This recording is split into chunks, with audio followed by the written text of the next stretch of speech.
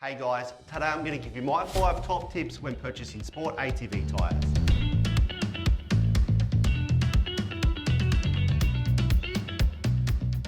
Today we're not going to be talking about racing tyres, but general sport ATV tyres, what you use for whatever sort of conditions you're doing. So tip number 1 we're going to talk about is budget. Something very important when it comes to picking a tyre, because you don't want to be spending money that's not needed. There's tyre sets out there that you can pay $1,000 for, but you don't need to spend that maybe. You might be able to spend $500 and get a set of tyres that's going to do exactly what you need, obviously at half the price. So the first thing you want to do is work out how much you want to spend on a set of tyres. You do have a lot of tyres that are similar, and there might be little things about them. So for instance here, one of our most popular tyres we sell, they're a great price and they're a great tyre, is the O-Bore. So these are a fairly new tyre in Australia.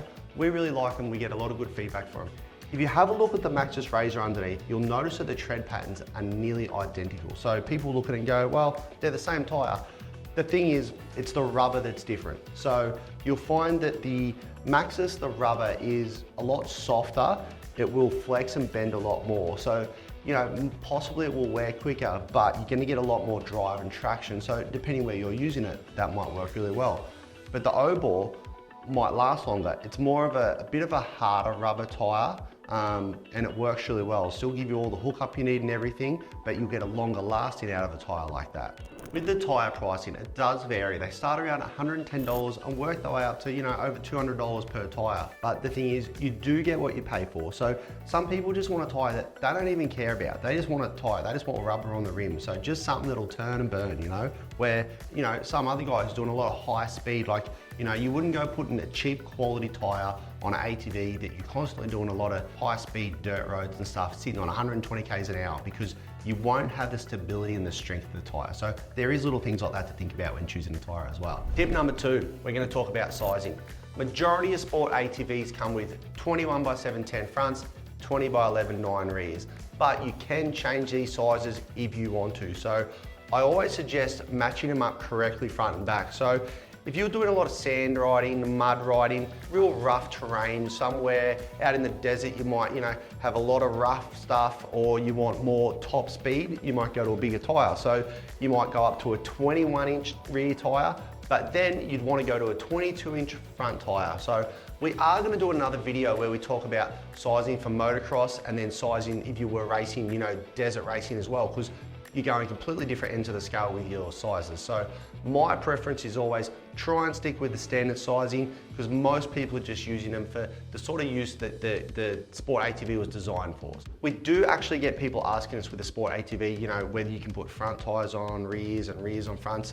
The thing is, no, you don't want to do that. You don't want to go putting a big wide rear tyre on the front for riding in the trails and the bush and the sand and the dunes or whatever, because the thing's going to handle terribly. You definitely want to run, standard front size tyre. So that's, 21 710. You can see how narrow it is there compared to, a 2011 9 rear.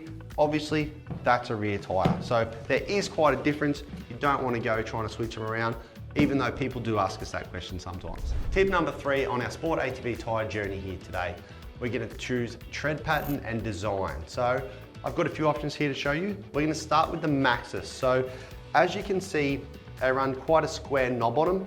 The good thing with the Maxxis is it is a big square knob. It's quite a flat tyre, so you get plenty of tread on the ground, which is really important. So this really is a tyre that you could use everywhere on all sorts of terrain. And that's a rear tyre. So if you want to balance it up with the front, this is a front Maxxis Razor. As you'll see, it's quite a flat tyre now. The front will balloon out a bit though once they are on the rim and pumped up. So the good thing about them is they have the center row. It's also quite flat, which what I like about that is on the hard pack and the more stronger solid terrain, you do get really good drive and steering with these. But if it was a little bit softer terrain, whether it's mud or sand, a bit of loam, you might want something that's going to steer a little bit more. So what we have over here is the O-Bore. As you can see, it's a very similar tyre to the Maxxis Razor. So the side pattern is very similar. The center is different though. What I like about it is it does have more cutouts. So when you're trying to get a good steer on and a turn, it is going to work better, because it's going to turn better, it's going to get more drive, and it's going to put you where you want to go. So something I want to show you too with a rear tyre is to look at what I really like when it comes to rears, and this is my personal favourite tyre for any sport ATV, is the Kenda Claw tyre. These have been around forever. People have been using them for all sorts of riding and terrain conditions for a long, long time. What you'll see is, it's like a bit of an arrow, the way the tread is designed on them in the center knob. So they run one way for hard pack. So when they're new, you generally will run them one way for hard pack. And then if you go to softer terrain, sand, loam, dirt, mud, anything, or the tyres just get worn down and you want to get longer life out of it, you can actually turn it around and it works as a bit of a hook. So that is really beneficial when it comes to tyres. So another front tyre I'd like to show you is we have an R-Trax, which it's a very in the middle tyre of these others that I've just shown you. So what we've got here is an R-Trax 21710. What you'll see is it's not that much of a big lug on it, a big knob. So they're probably half the size of these other two tyres I've just shown you here. So a tyre like this, it's fairly flat, fairly small lug, not too big and chunky. This is a great all-rounder because it's gonna work in hard pack. It's gonna work in sand, it's gonna work in mud. It is going to work everywhere. So it's gonna sit flat where it needs to, but in the terrain where you want it to be a good steer tyre in the softer stuff, it's actually got the knobs designed that it's going to get the bite to do that. Tip number 4 today is tyre ply rating. Majority of your sport ATV tyres are all between 4 and 6 ply. So 4 obviously not being as strong as a 6, but a few differences, 6 is not always needed. So if you're just riding a bit of softer terrain, paddocks, trails that don't have a lot of sharp sticks and rocks and stuff in them, and you can get a good looking tyre that you like the tread pattern of and will work well, and it's a 4 ply tyre, then it's gonna work fine.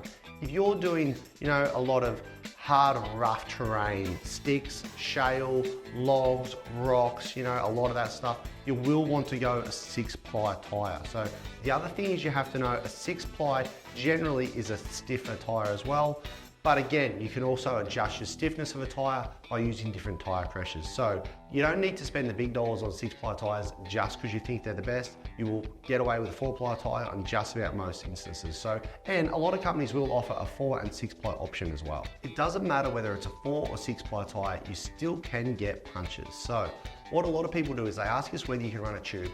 Personally, I do not like tubes in there. I don't like running them. I always prefer to clean the bead up so the tyre sits really well, or if it's going down because of a puncture, I like to repair it. So you can put a tube in if you need to, if it's an emergency and you've got nothing else to fix it there and then, you definitely can put a tube.